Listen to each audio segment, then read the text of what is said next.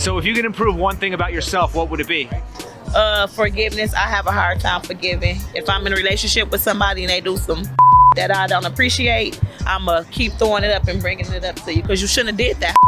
You shouldn't have did that to me. So then I get cuckoo.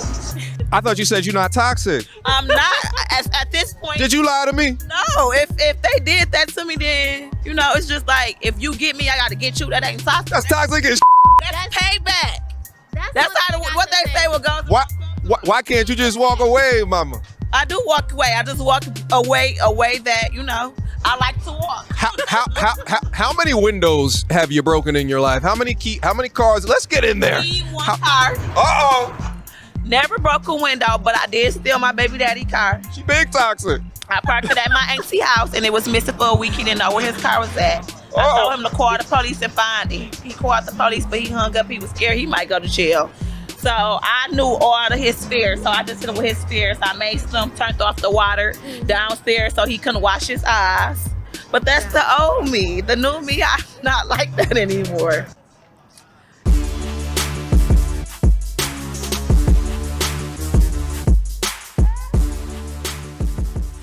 What up, gents? It's your boy, Sean C. Welcome to the Simsational Gent. You see the title, you see the thumbnail. Today, we're going to look at some videos that highlight the tendencies of toxic modern women. Now, shout out to MTR, shout out to Kevin Samuels, and shout out to the channel It's Complicated for this video clip. But I thought it was important for us to look at these two women, these two modern women that show the toxicity that they have and how it could affect you as a man. Even more importantly, we're going to look at their violent words and their violent tendencies, and hopefully we can learn something from it. With that being said, let's get started. Oh, I knew all of his fears, so I just hit him with his fears. I made some, turned off the water downstairs so he couldn't wash his eyes. But that's the old me. The new me, I'm not like that anymore. And it was fun as hell. So ladies, if y'all man cheating on y'all, beat his ass. Beat his ass.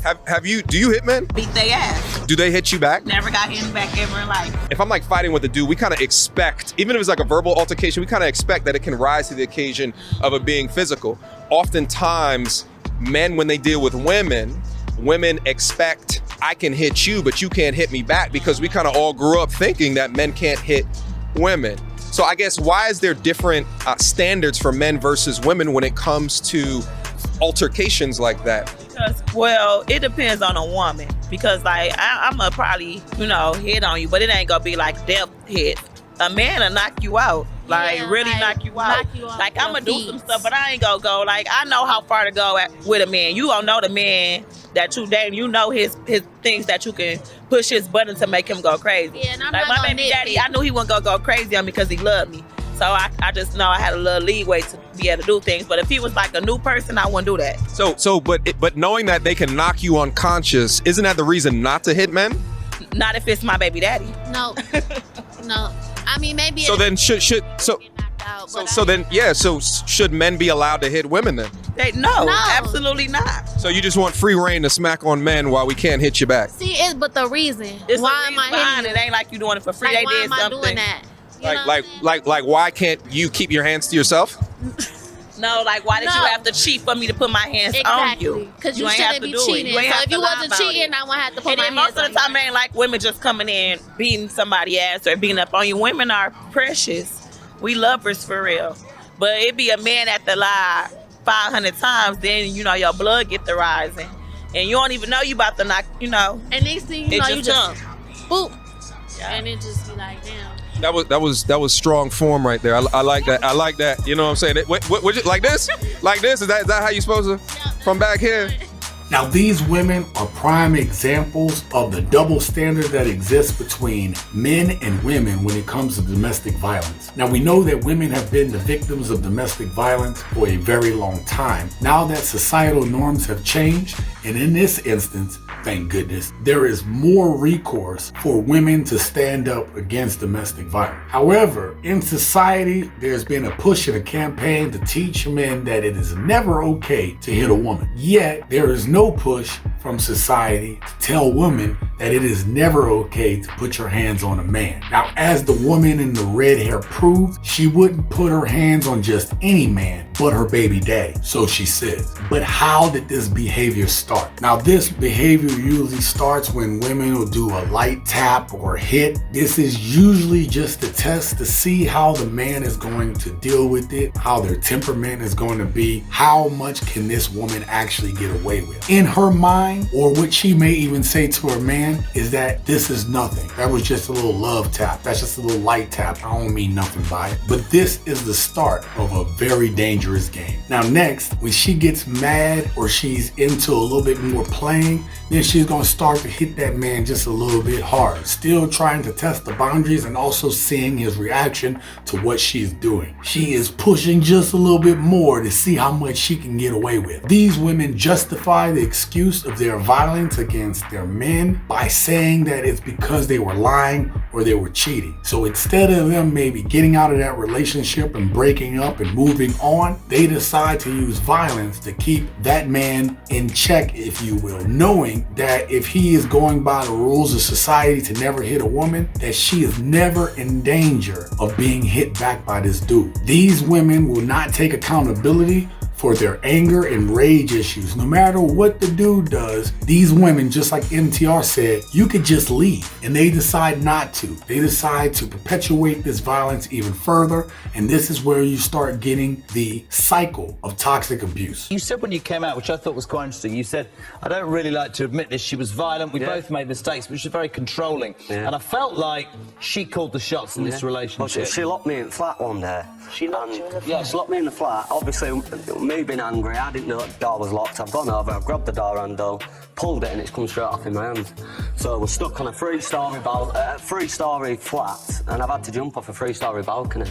I ripped all my back, all my legs, and I ended up in hospital, you know, because she won't let me out of the house. It's not funny, though. Can I tell you why it's not funny? I don't want to upset any of the audience, because I completely appreciate the fact that you're here, but I'll tell you why I don't think you should laugh. If this was the other way around, and a woman was sat here, and a bloke had locked her in a flat, and she had to jump out and injured herself, you lot would not be laughing. You would be saying, he's a complete nightmare, he should be locked up, and that's disgraceful. But somehow, if it happens to a bloke, that's funny. That's not funny, is it? That isn't.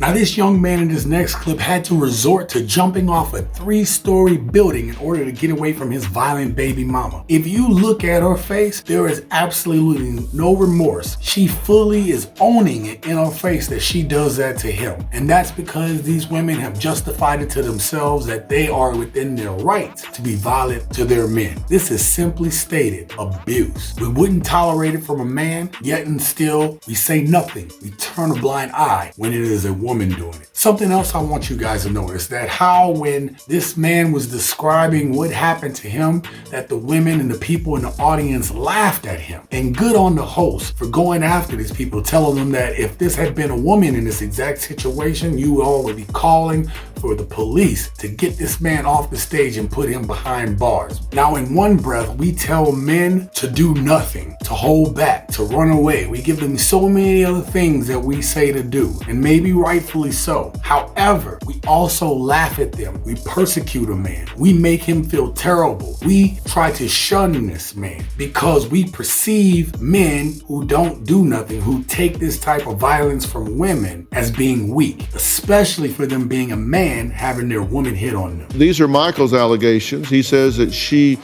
attacked with football moves and tackles and punched, kicked in the face, had a chair that was swung at him from across the room. His mouth was cut up, bloody nose and scratches on his face, neck, and chest.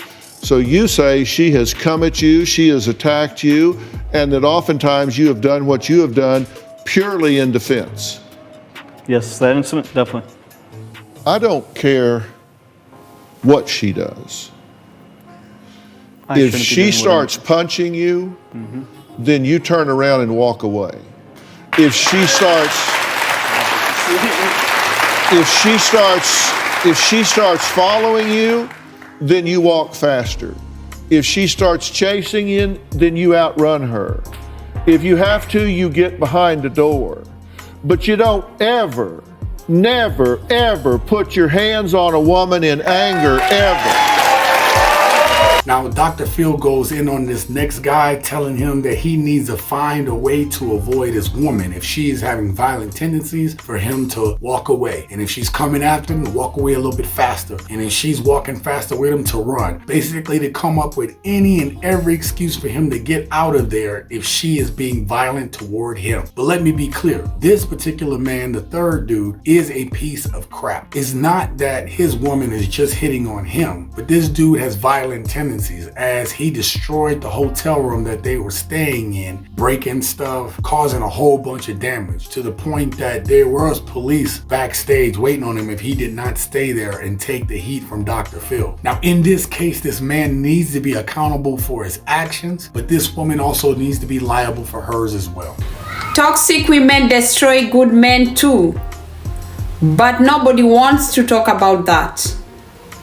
Listen, gents, if you are in this type of relationship where there is hitting or verbal abuse, domestic violence and stuff like that, it may not be as simple as people to tell you to leave, because you may have some vested interest staying with that person, financial interest from staying with that person, emotional and psychological interest to be with that person, but always ends badly. So you should be making plans to get out of there as soon as you possibly can. Trust me, I know the first-hand implications of a violent relationships. As someone that was very dear to me, her life was taken by her boyfriend in their domestic situation. Not only taken, but she was shot by him. She is no longer here with us, and we have to live with that every day in my family. Make sure that you please get the help if you need it. Don't be afraid to leave those type of situations, as your life may depend on it. I want you to watch this video right here and see other ways that good men find themselves under attack simply for being men.